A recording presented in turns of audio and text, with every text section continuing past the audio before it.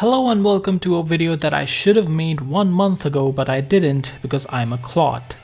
Now, one disclaimer I would add before I dive right into the tier list is that all builds featured here are builds that I have done mini playthroughs on.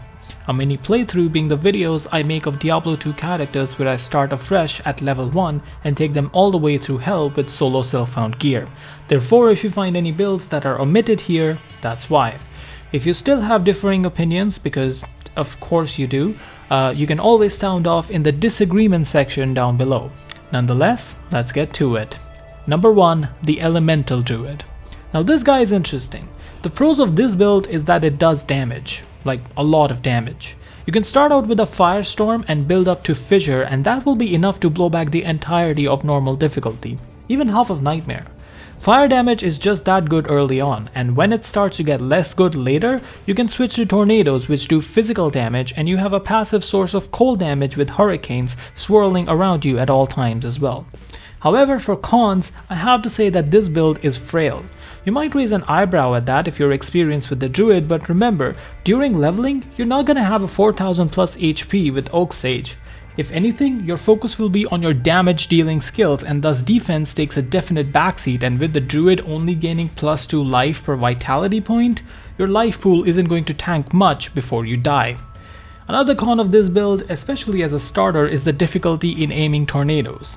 Everyone is going to struggle a bit for the first time, as it is an acquired skill, and even when you do figure it out, since with solo self-found you probably won't have an enigma till you clear hell, you'll have to walk up to the monsters to deal damage most effectively, which doesn't play nice, especially with all the points that I put about this guy's defense before.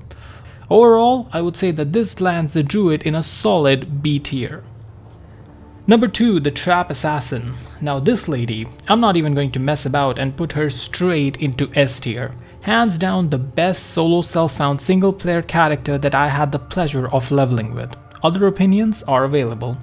Reason being that quite like the Druid, the Sin also has great damage, starting out with fire traps and then branching into lightning later, but it has none of the drawbacks of the Druid neither. The Sin is one of the blessed characters that gets +3 life per vitality, and that makes a huge difference in her tankiness. Not to mention, her playstyle is mostly hit and run, and with skills like Burst of Speed, you'll be laying down traps and almost never even get hit by enemies. Later on, you can opt for Fade for mass resistances and a Fire plus Lightning hybrid build to clean up most monsters. Also, not to mention, Death Sentry is an automatic corpse explosion machine, and if you know me, you know that I love me some exploding corpses. S tier all day. Number 3, the Bone Mancer. Ah yes, the Bone Mancer. Now not gonna lie, we do love the necro on this channel, and thus his ratings for all builds may be bumped a tier as a result. Talking about the bone variety, the cons of this guy are almost all in the start.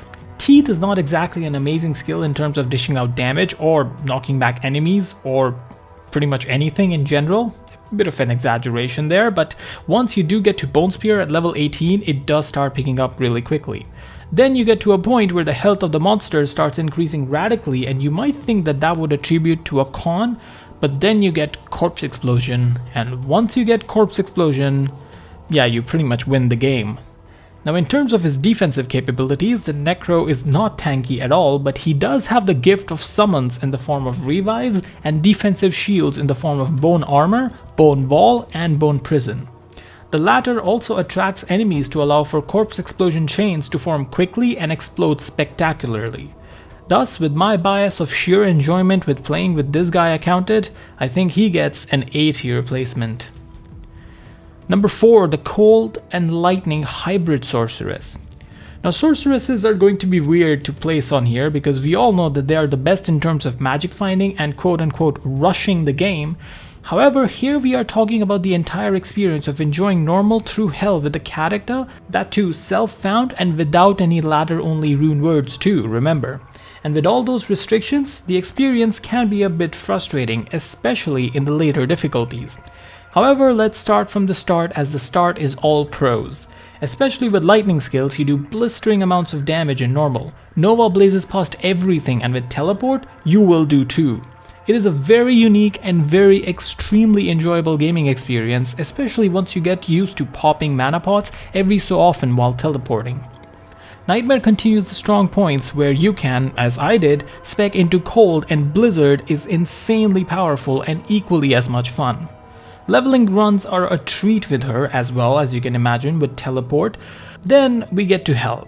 With this hybrid build, and I guess the same principle can be applied to others as well, I felt like a jack of two trades and master of none. I had two sources of good damage in Cold and Lightning with Frozen Orb and Nova respectively, but I didn't seem to be doing too great against resists, which there are a lot of. The difference from the Traps in, which also was a hybrid, was that traps are essentially a passive skill. You set them up and they do the damage for you, while you can throw fire traps to kill lightning immunes.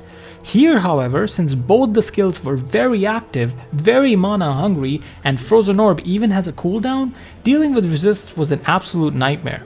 Combine that with the fact that the Sorceress is notoriously the most frail character there is, yes, even with Energy Shield, which you probably shouldn't even get since you're already splitting points between two skill trees.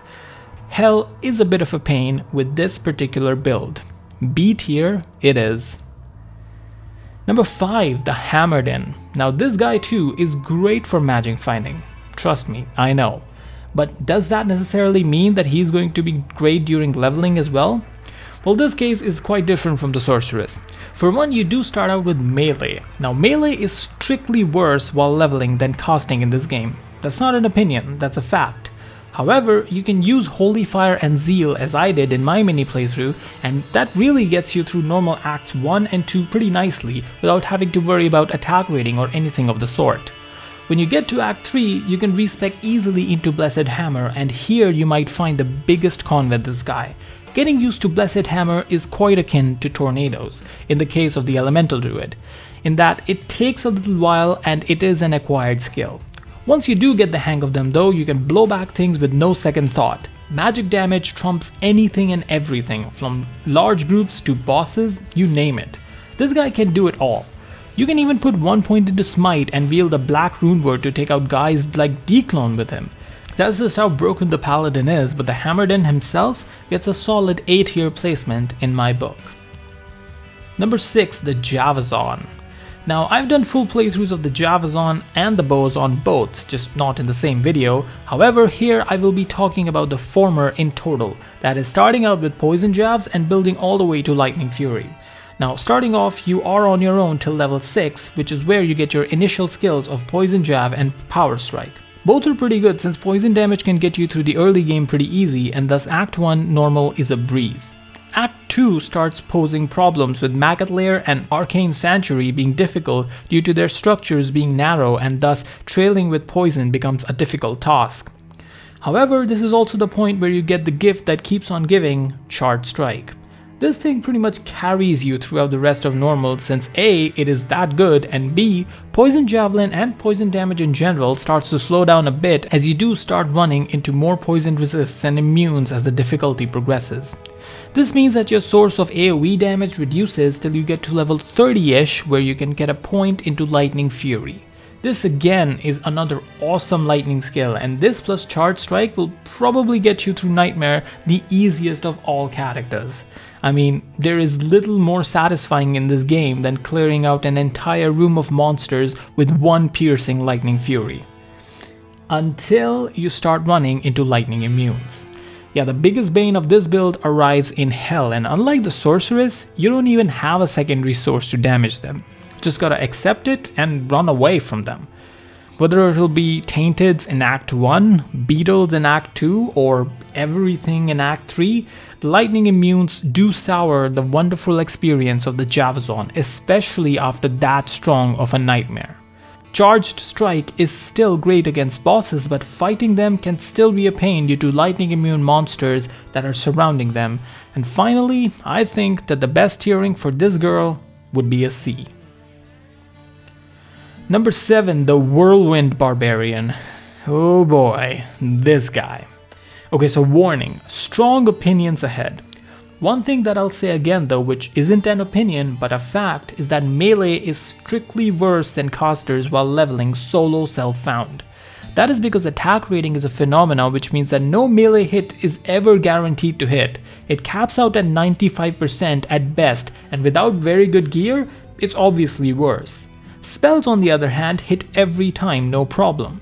Not only this, melee is heavily gear and weapon dependent, as you might imagine, whereas casters can get away with mostly focusing on a good skill build. Thus, let's talk about this particular melee character. Now he starts out okay, as far as melee goes. That's because the barb is tanky with a large HP pool, gaining +4 life per vitality point, and he gets good skills like double swing to really make use of whatever weapons you can get. Since whirlwind is a level 30 skill, you have to run a frenzy build in normal, which actually is the best part about this build. Yeah, like I said, this is the heavily opinionated part. Whirlwind is awful.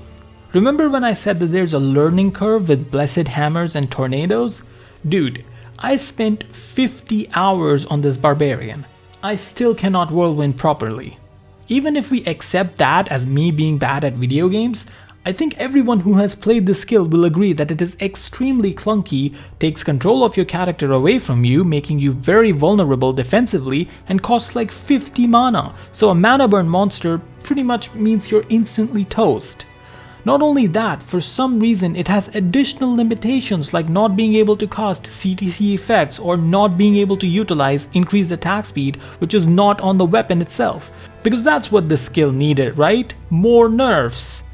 I mean, I can go on forever, but the gist is that even in Nightmare, where I was over leveled at every point, I would struggle to do decent damage at points, and more importantly, hit the monsters in the first place. That's why I spent 50 hours on this guy trying to grind and find Angelic's combo, because I knew hell would literally be impossible without the attack rating bonus from that set. Therefore, no doubt in my mind, the Whirlwind Barbarian was one of my worst Diablo 2 experiences, and it will sit in tier D. Oh, not to mention, I found 2 SOJs on this guy, and he's still in D tier. That's how much I hated playing this character, so do yourself a favor and yeah, steer clear. Number 8, the fishy mancer. So it is only fitting that from that horrid experience we go to one of the more enjoyable ones. It is a necro again, so yes, my bias kicks in, but this guy improves upon the bone mancer too. I am hard pressed to mention any cons of his other than his performance in the Den of Evil, I guess. That too was my fault, as pointed out by this gentleman, that I was taking too much creative liberty with the build, but if done right, this is an excellent starter solo self-found build. It doesn't need many resources since your army starts doing good damage quite early on and the damage scales nicely. Their HP pools scale with difficulty too, and with support skills like amplify damage and summon resist, you can take care of your party and they'll basically do all the work and take you through Nightmare. Then in Hell you get to experience revives, and you should at least once experience revives in this game. You literally get to pick all the monsters you hate, archers, souls, dolls, and you can make them fight for you. It's a very unique and really well balanced skill until you start reviving ogres. Yeah, then it gets a little silly. Okay, maybe a little more than a little silly. Oh yeah, and this guy has corpse explosion too. Do I even need to put him in S tier? Because I think we all know that's exactly where he's headed anyways. Number 9, the Blizzard Sorceress. Now you might think, Chinmay, haven't we already been over this with the hybrid build? No, not exactly. That's because the experience of playing a pure single element sorceress versus a hybrid is a different experience, and pleasantly so. Now, I haven't even cleared normal with a cold sorceress, but I would imagine it would be tough in the beginning with Ice Bolt. However, you get Ice Blast at level 6, which is a big improvement and something that can take you through normal pretty easily.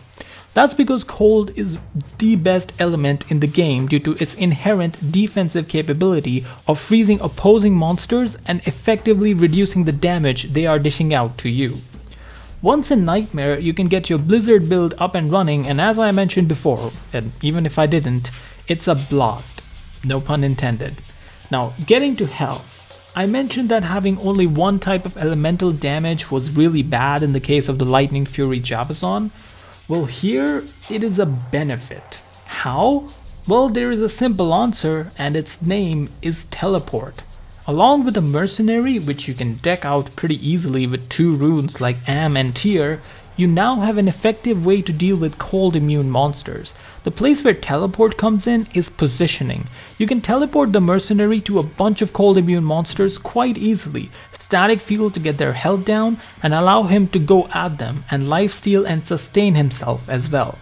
If you find that he is having trouble, one right click and in a matter of frames you would have saved your mercenary's life. This sounds small and something that most people wouldn't even consider, but it is a huge W for the source since you don't even have to rely on mercenary AI so much, which you would have had to in the case of the Javazone since you can't freely teleport. Also, now that your skills are not split into two trees, you can go to town on cold damage, maxing out all synergies, and thus everything that isn't cold immune drops and shatters in seconds. Also, I know I said that this list was all about single player clearing hell experience, but you probably want to do magic finding at some point after creating multiple characters, right? Well, what character will you be inclined to do that with the most? That's correct, the character which is being placed in A tier right now. Number 10, the Holy Seedler. Now, disclaimer, all characters from here on out are not technically all self-found. I did hand them down one item from my Blizzard Sorceress to help out in their journey, and thus to compensate for that, I would be automatically dropping them down a tier from their original placement. So let's start with the Holy Seedler. Now this guy's normal journey starts out quite similar to the Hammerden. With the Hammerden, you don't really need to go Holy Fire plus Zeal in the beginning, it's just the quickest route by far. That's because fire damage does do pretty well, at least in the earlier acts of normal. Later on, however, it does start to slow down quite a bit, especially at the tail end of normal, with a lot of monsters having high fire resistance and thus making it tough to magic find. Since with melee, it is almost imperative to magic find at every location to get your gear and levels up to speed. In Nightmare, however, I switched to Holy Freeze and that was a big relief. Again, coming back to the inherent defensive capabilities of cold damage, more so with Holy Freeze, freezing everything within a radius, you feel very safe, even when you're getting in the face of dangerous monsters, and the cold res of most monsters is quite handleable as well.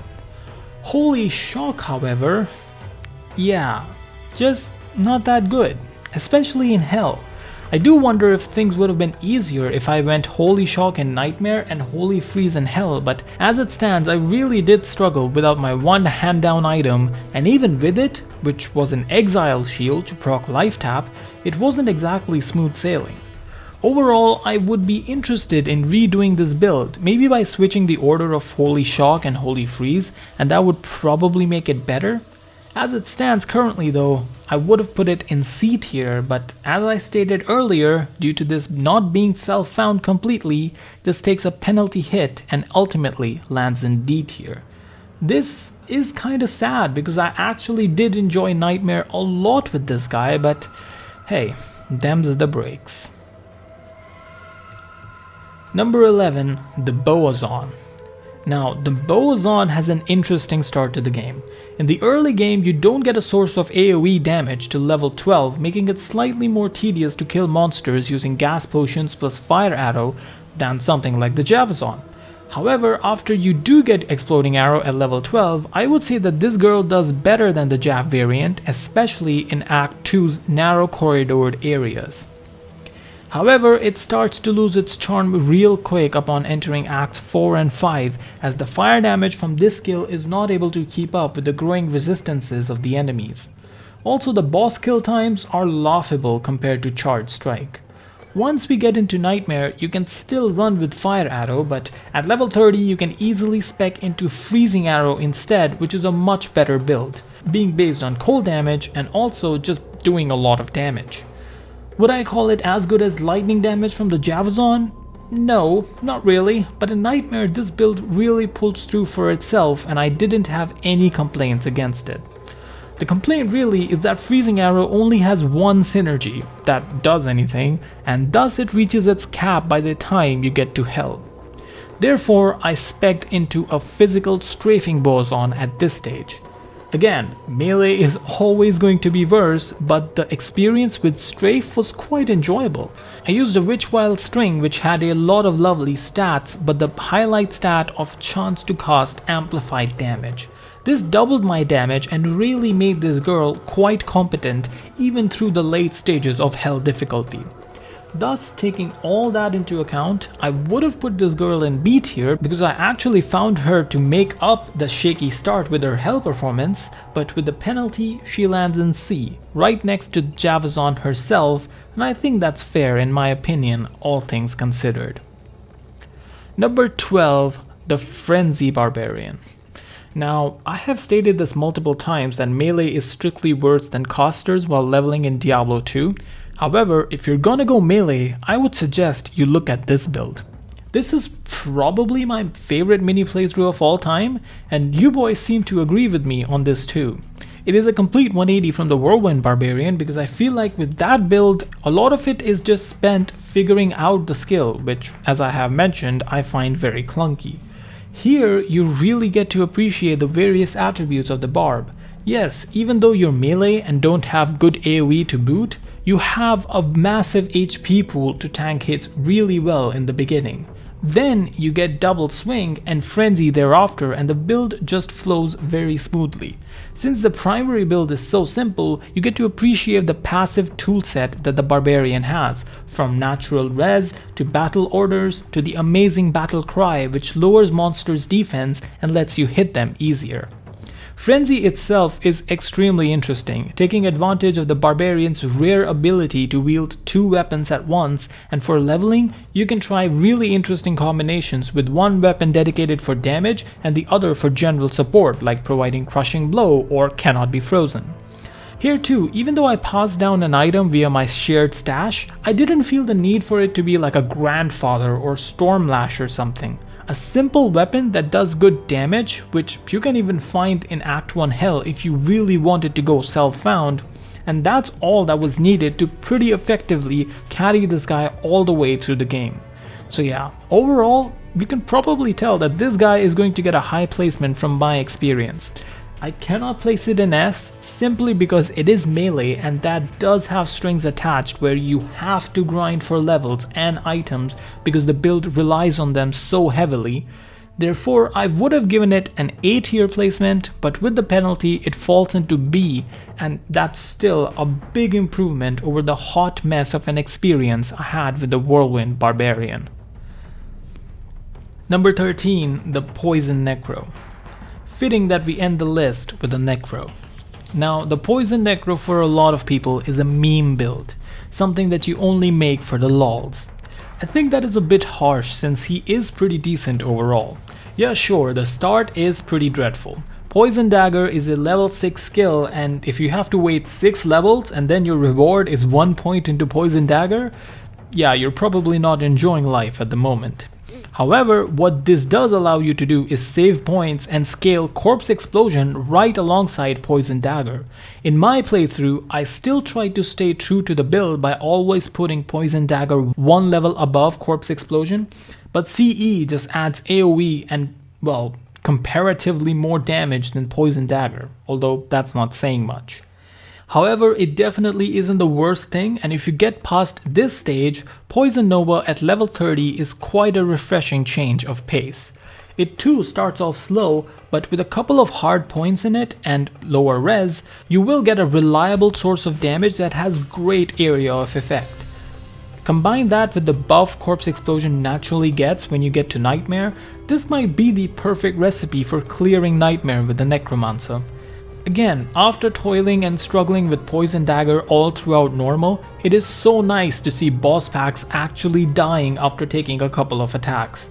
Poison immunes are littered here and there, but nothing that your mercenary can't take care of.